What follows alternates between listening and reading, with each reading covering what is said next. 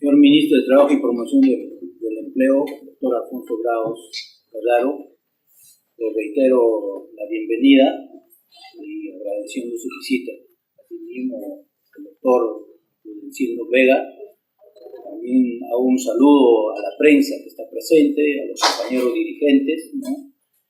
que con su presencia realzan esta reunión, ¿no? Nosotros queremos manifestar que nuestra central clasista es fundada por el amauta José Carlos Mariátegui. Es mayoritaria, representativa. Luchó por la recuperación de la democracia y tuvo un papel preponderante en estas últimas elecciones presidenciales, tal como lo ha manifestado nuestra presidenta, la compañera Carmela. En representación de los trabajadores del Perú, denunciamos al Estado peruano de mantener y profundizar un sistema de relaciones de trabajo vertical, autoritario y flexibilizador, proveniente de la época del gobierno dictatorial de Alberto Fujimori, basado en la ausencia del diálogo social entre empleadores y trabajadores, así como en la cada vez mayor precarización del trabajo. Se está respondiendo a la disminución del crecimiento económico con el recorte creciente de los derechos fundamentales de los trabajadores, en claro favorecimiento al gran capital, con políticas que profundizan el modelo neoliberal en materia de trabajo y empleo. El poco empleo que se ha creado en la última década del crecimiento económico es un empleo sin derechos, es decir, empleo precario, especialmente en los sectores textil y agrario.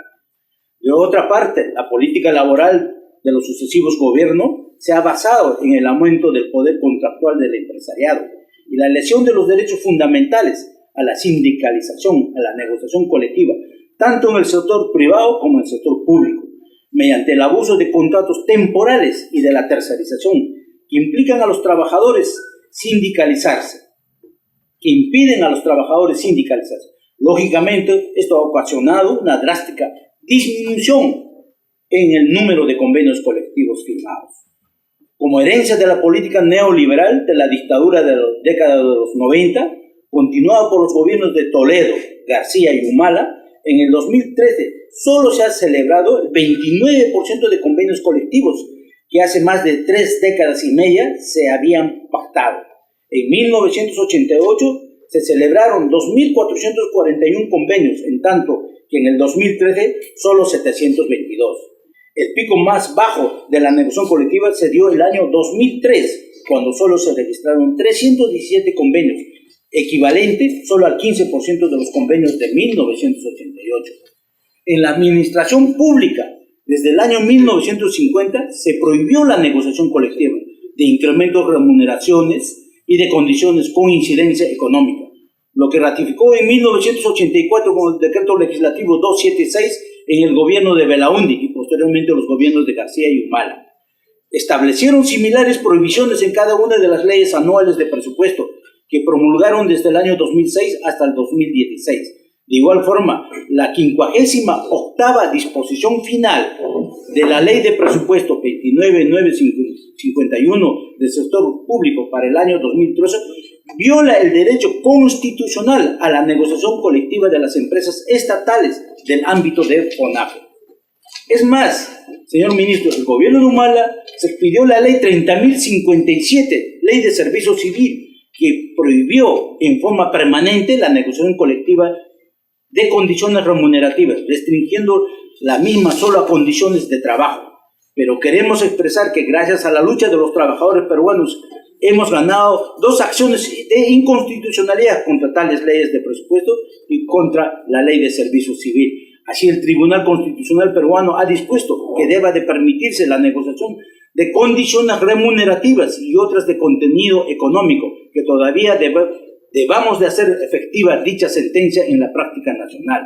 y al cual estamos seguros que usted contribuirá desde su ministerio. Esta sentencia se ha obtenido gracias a los convenios 98 y 151 de la OIT, así como la doctrina que ha creado un valioso corpus jurídico a través de sus órganos de control que se pronunciaron en contra de la citada Ley de Servicio Civil. Aquí quiero recalcar que la oficina legal del Ministerio de Trabajo tuvo una opinión favorable a la vigencia de la negociación colectiva. Por su parte, en el sector privado del año 1992, en pleno autogolpe de Fujimori, se prohibió la negociación por rama de actividad y se dispuso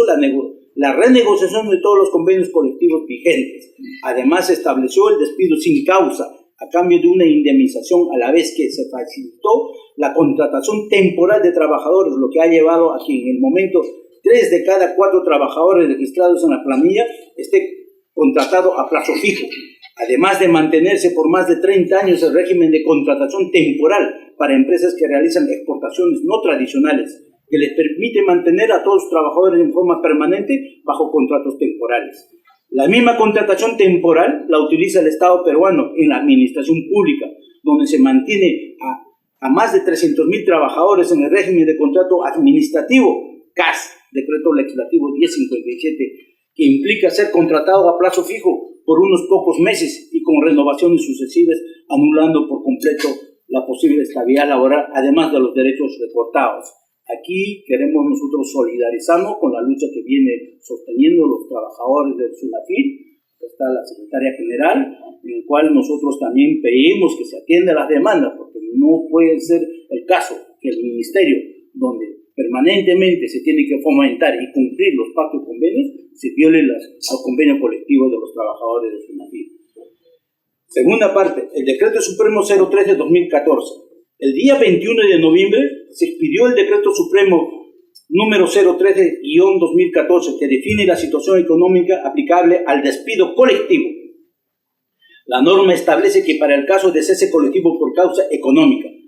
procederá el despido si se demostraron resultados negativos a la utilidad operativa en 3 trimestres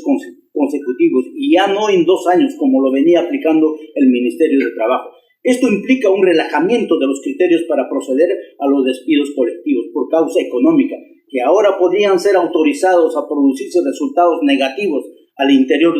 de un ejercicio, ya no únicamente ante situaciones de crisis que ponen en riesgo a la subsistencia de una empresa. Procederá el despido colectivo si con un informe de una empresa auditora autorizada por la Contraloría General de la República se demuestra que la continuidad de todos los contratos origina pérdidas al empleador. Con esto, la norma pretende sustentar el despido colectivo únicamente en informes de empresas privadas de auditoría. No obstante ello, cabe señalar que esta modificatoria no excluye la evaluación que debe de hacer el Ministerio de Trabajo de la veracidad de la causa económica alegada y del informe de la empresa auditora, dado de que ésta se encuentra consagrada en una de las normas con rango de ley de fomento al empleo, que no pueda derogarse por una norma reglamentaria. Al respecto, también queremos señalar que los trabajadores del sector minero se están siendo despedidos, los trabajadores municipales, a causa de este Decreto Supremo 03, que en ningún momento pasó por el Consejo Nacional del Trabajo. Esto se sometió directamente al Consejo de Ministros y por presión de la CONFIEP fue promulgado con un Decreto Supremo, lo cual está despidiendo a muchos trabajadores a nivel nacional. Ello repercute en el derecho de la sindicalización, pues aquel trabajador de la actividad privada o de la actividad pública contratado a plazo fijo que se sindicaliza, simplemente no se le renueva el contrato, pierde el trabajo, es despedido sin tener que alegar ninguna causa. De esta forma, con la amenaza constante y permanente de despido por no renovación del contrato, se ha logrado que en los centros de trabajo la voz de los trabajadores no se escuche y ni siquiera sea atendida. Esto implica la disminución del diálogo social, de la negociación colectiva, así como la sindicalización, que ha disminuido en un 21% en 1990 a menos del 5% en el 2011. La remuneración mínima vital es de vital importancia para nuestra central. Se aplica el reajuste de remuneración mínima vital, ello en estricto cumplimiento del mandato constitucional que prevé la periodicidad y el mecanismo del diálogo tripartito. Para ello, tal y como se ha señalado, urge que la pérdida de la capacidad adquisitiva de los trabajadores sea reconocida por el Estado y permita un nivel de acceso mínimo a una vida digna, más aún habiendo ya métodos y criterios acordados institucionalmente en el seno del Consejo Nacional del Trabajo que económicamente sustentan la propuesta y habiendo transcurrido ya los 2 años previstos constitucionales para su reajuste económico. Asimismo, existen pronunciamientos de diversos economistas, tanto como Fernando Cuadros, Campodónico, Julio Gamero, que han manifestado su opinión favorable sobre la viabilidad de ajuste automático, de ajuste de la remuneración mínima vital. Al respecto, señor ministro, nosotros queremos señalar que la Comisión Técnica de Economía y Crisis ha determinado un mecanismo que es el mecanismo de la cláusula gatillo para que sea incrementado periódicamente de acuerdo al artículo 24 de la Constitución Política del Estado. El Consejo Nacional del Trabajo ha sido bloqueado por los empresarios, ¿no? Y lamentablemente el gobierno anterior manifestó, como usted lo ha escuchado, que no era oportuno y no se logró materializar en su debido momento. Por otra parte, con el pretexto de reducir los altos niveles de informalidad laboral en nuestro país desde el año 2003, se han venido estableciendo regímenes laborales basados en menores derechos respecto al régimen general, al sostenerse que la rigidez normativa y excesivo costo laborales eran la causa de la informalidad. Lo que nació como un régimen temporal para la micro y pequeña empresa en el año 2008 se convirtió en permanente y se fue ampliando al extenderse su ámbito de aplicación a cada vez más empresas, como por ejemplo para el sector agrario, la contratación laboral en el sector público, CAS, así como la exclusión de importantes colectivos de trabajadores de la protección que las leyes laborales otorgan a través de las modalidades formativas reguladas por la ley 28.518 que permiten el trabajo de jóvenes sin reconocerse tales relacionados con el trabajo. Todo esto sin tenerse en cuenta que el costo laboral promedio por hora en la manufactura en el Perú es de 2.53 centavos de dólar, en tanto en Chile el costo es 3.64, en Argentina 4.1, en Brasil 4.10, en España 17.78, en Alemania 33.7 la hora y en Noruega 39.714. Una adecuada estrategia de formalización requiere de capacitación, formación profesional, acceso al crédito, a nuevos mercados, a una especial política inicial de exoneración tributaria y no la rebaja de los derechos laborales que llevan a los trabajadores a empobrecerse. No obstante, han transcurrido 13 años de la política basada en rebaja de derechos, ha demostrado su fracaso total, pues la alta tasa de informalidad mantiene 88%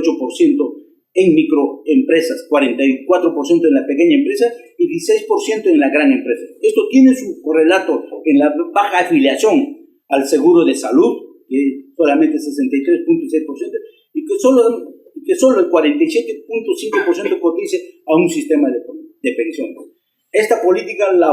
antilaboral basada en el debilitamiento de la sindicalización y de la negociación colectiva ha llevado a que Perú tenga un salario mínimo más bajo de toda América Latina y en donde la brecha por diferencia de ingresos por género haya aumentado. Esto demuestra la ausencia de la voluntad política del gobierno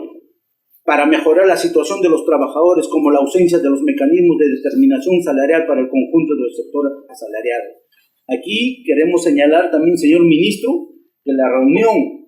de los gobernadores del Banco Mundial del Fondo Monetario Internacional llevada a cabo el año pasado en octubre determinaron que debe de haber mayor flexibilización laboral. Esto nos preocupa a nosotros, las conclusiones del Fondo Monetario, porque esto está trayendo la aplicación del Decreto Supremo 013, donde están despidiéndose muchos trabajadores. A pesar de ello, se ha dado un cierto incremento de la negociación colectiva, pero para tener en cuenta que sectores como el municipal, por ejemplo, han sido afectados por la ley Servir, que va en contra de una tradición de diálogo y de negociación colectiva que se había establecido desde inicios de los años 80. Esto es importante señalarlo porque el sector municipal implica gobiernos locales y centenares de negociaciones colectivas que se ven afectadas. A pesar de eso, se dan algunos arbitrajes donde a través del control difuso constitucional se inaplica la ley Servir y se obtienen incrementos remunerativos. A nivel de arbitraje potestativo en el sector privado, ha habido una situación que se ha tornado favorable, pues anteriormente muchas negociaciones colectivas se quedaban abiertas sin poder solucionarse y a través del arbitraje se vienen solucionando distintas formas. Esta no ha sido una medida del gobierno, sino una doctrina del Tribunal Constitucional que se ha ido formando desde la primera década de este siglo. Los trabajadores peruanos propugnamos por promover los obstáculos al diálogo social y a la sindicalización, tanto en el sector privado como en el sector público, que haya un mayor diálogo entre empresariado y trabajadores, entre trabajadores y el gobierno central, y hagamos la realidad de los postulados del convenio número 98 y 151 de la Organización Internacional de Trabajo, que establecen que es factible la negociación colectiva de remuneraciones en el sector público, como lo señala la reciente sentencia del Tribunal Constitucional. El gobierno de Humala es el tercer gobierno desde inicios de la transición, donde se ha prometido la expedición de una ley general de trabajo que pudiera incorporar los elementos de la democracia laboral en el modelo de relaciones laborales. Al respecto, también queremos manifestar que nosotros hemos elaborado un anteproyecto de la Ley General del Trabajo, en el cual se ha presentado en el Ministerio de Trabajo, se ha presentado al Congreso, y lamentablemente durante el gobierno del expresidente Humala no se dio importancia a un tema tan gravitante para los trabajadores. No obstante, es la tercera oportunidad que se queda truncada esta posibilidad de contar con una legislación que abra canales de democracia en el centro de trabajo y que sea factible construir un modelo de relaciones laborales equitativo en el que el diálogo sea elemento central entre empleadores y trabajadores, que tienda hacia la inclusión de los trabajadores dentro del sistema de protección de la legislación del trabajo y de la seguridad social. Sin embargo, se han incumplido nuevamente estas promesas en el sector empresarial. Ha hecho mucha presión para que esta situación siga así. Adicionalmente, se ha privado a las organizaciones sindicales desde el año 92 a presentar demandas judiciales a favor del grupo o categoría de los trabajadores que representan, al ponerse una serie de obstáculos para sus reclamos colectivos judiciales, prosperen atentándose contra el derecho de cautela judicial efectiva a la libertad sindical. Entre los retos próximos del gobierno que usted tendrá que asumir son los derechos fundamentales de los trabajadores, como elevar la tasa de sindicalización, que tiene que ser mejorada, pues con eso contribuimos a una sociedad más justa. En cuanto a lo solicitado a la ratificación de los convenios 154 y 189 de la OIT, así como una misión especial de funcionarios de la OIT, estamos solicitando la presencia de funcionarios de la Comisión de Libertad Sindical en nuestro país para que se constate in situ la violación de los derechos fundamentales de los trabajadores. Este asunto ha sido contemplado en la 105 reunión de OIT y esperamos asimismo que ustedes tomen cartas en el asunto para que se pueda superar este tema. En cuanto al tema de construcción civil, queremos señalar que en el Perú, entre los años 2007 al 2011, el gobierno, con intervención del Ministerio de Trabajo y Promoción del Empleo, promovió la formación de pseudo-organizaciones sindicales conformadas por personas de conducta delincuencial que se dedican a someter a los empleadores y trabajadores de la construcción con actos vandálicos de presión, secuestro y chantaje, y al asesinato de dirigentes sindicales por el solo hecho de oponerse a denunciar los actos vandálicos. De julio del 2011 a la fecha han sido asesinados 16 dirigentes de la Federación de Trabajadores de Construcción Civil del Perú, base de la CGTP. Finalmente, subrayamos que los trabajadores peruanos mantenemos en alto el principio de solidaridad de clase, de movilización, de diálogo social con resultados. Por tanto, señor ministro, solicitamos ante usted que se restituya y se materialice la mesa bilateral entre la CGTP y su ministerio, que se venía trabajando, se venía atendiendo y que en los últimos años se dejó de lado. Y asimismo también exigimos al gobierno central de dotar de mayor presupuesto a su ministerio, porque sabemos que el tema fundamental es un asunto de presupuesto, como por ejemplo para cumplir las demandas de los trabajadores de SUNAFIS. Por tanto, señor ministro, nosotros hemos redactado este documento como el documento que le ha entregado la compañera Carmela, producto de un CONADEP. Ese CONADEP, como usted tiene conocimiento, estuvo presente el actual presidente, el señor Pedro Pablo Kuczynski, quien manifestó claramente que él iba a implementar la negociación por rama, lo cual la negociación por rama, como ustedes saben, solamente tiene la Federación de Trabajadores de Construcción Civil. Eso sería un paso muy importante a las recomendaciones de OIT, inclusive para mejorar la capacidad económica de los trabajadores. Y es más, dinamiza la economía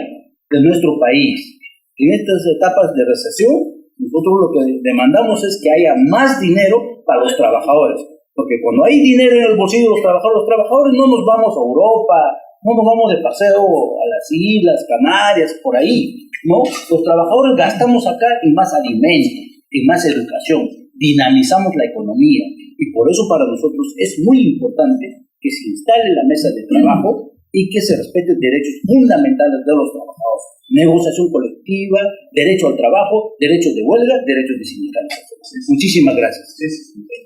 También.